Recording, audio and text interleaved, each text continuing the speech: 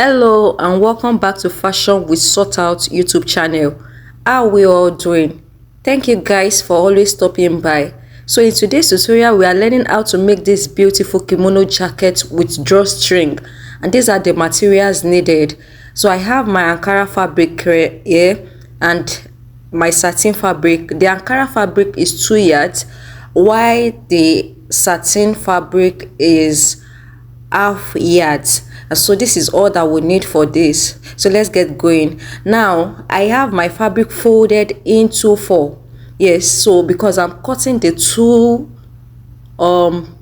together, I mean the front and the back, so I have it folded into 4. I want to show you how it's being folded.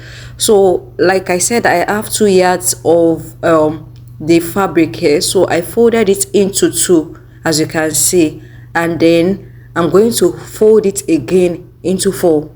Do we see? So it's folded into 4 now, and so the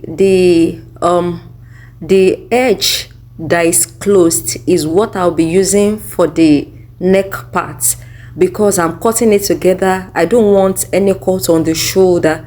Do you understand? So that is why we are going to use that side as the neck part. So now the first thing I'm going to consider is the width of the dress, and this I determine by measuring from my neck bone, from the neck bone to the length that I want the sleeve to be. So after measuring it, I have like 17 inches, and so that 17 inches will be the total width of the dress. So I'm going to mark out the 17 inches and then add 1 inch to it. 1 inch will serve as a sewing allowance, so that makes a total of 18 inches that I'm marking out now. So I'm going to mark the 18 inches now, so that is the total width of the dress. Now I'm going to the neck. For the neck, I'm going to be using 3 inches by 1.5 inch. So now mind you, this measurement is actually for the back, so but we need 3 inches for the width of both the front and the back. So now I'm marking out the back neck. The next thing I'm going to mark now is the length of the sleeve opening. How wide do I want it to be open? So for this, I'm making use of 10 inches. 10 inches is just perfect. So I'm marking out the 10 inches, and that is the markings we have there. Now the next thing we are going to consider is the bust point. Now I'm marking out 11 inches there. So on that 11 inches, what we'll use is the hip measurement, the hip circumference, and that is what we'll use for the whole body. The hip circumference I'm working with is 38 inches divided by 4, that's 9.5. I marked the 9.5 and then added 6 inches to it.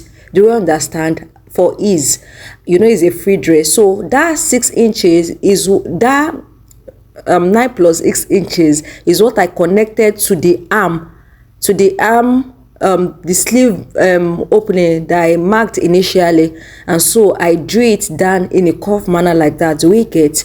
I hope I've not confused you. So the only measurements needed, the only body circumference needed for this dress is the biggest part of the body, and for me the biggest part is the hip, and that is what I marked out on the bust points, and then I'm cutting it out right now. After cutting it out, just like I said in the beginning, that this neck is for the back, we are going to open it in order for us to be able to cut the front. And the reason why it's needful that we open it is because we didn't separate the shoulder. Do we remember? So in opening it, you must make sure that everything aligns, and that's what I'm trying to do here. I'm aligning the sleeve together, the sleeve opening together, so that at the end we can have it, you know, cut out right. And so now I have arranged it, and then we are going to cut our front opening. We are going to make our front opening, and to do that, what I will do is from that neck, since I said we need 3 inches width for both front and back, I'm not going to take my ruler in this manner and then make a straight cut from that neckline I'm still trying to adjust it for everything to align. So I'm just going to make a straight cut all the way down to the hem of the dress. Do we see it? And soon I'm going to cut it out. So now we have the front and the back.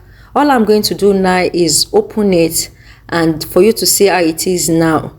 So what I cut out is what will be replaced with the satin. Do we get? This is what it looks like now after cutting. I'm going to cut the collar needed. Now I've cut it out, so I cut it in 2 straps and then join it. Remember that satin comes in 60 inches length, so I cut it in 6 widths. I cut the width in 6 inches rather, and then join the 60 inches, the 2 60 inches strap. I joined it and then make a good press. As you can see, it is well ironed, and then one side of it I folded it in a bias manner so that at the end it will be easy for us to join. So the next thing we are going to do is find the midpoint of the neck, and that is where the starting point will be in fixing the collar. So I'm going to notch that center part and then go to the sewing machine to fix the collar to it. Right here guys, it has been fixed, and as you can see the way it came out. So the next thing we are going to do now is, and also I've fixed the sleeve part too. I fixed the satin to the sleeve just as we have it in the picture we are working with. So now the next thing we are going to do is fix the drawstring.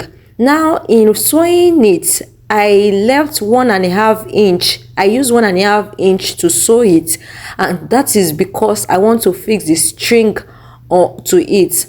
My string, I just cut it. I just cut strap and then sew it. As you can see, I have 25 inches as the length of the string, and now I'm going to show you how I'm going to fix it. So the first thing we need to do is to press open the sewing. Do we get? So that it will lay well. So I'm ironing it so that it will be able to give a way for the string. So as you see it, what I measured there is 18 inches. So that is where the string fixing will start from.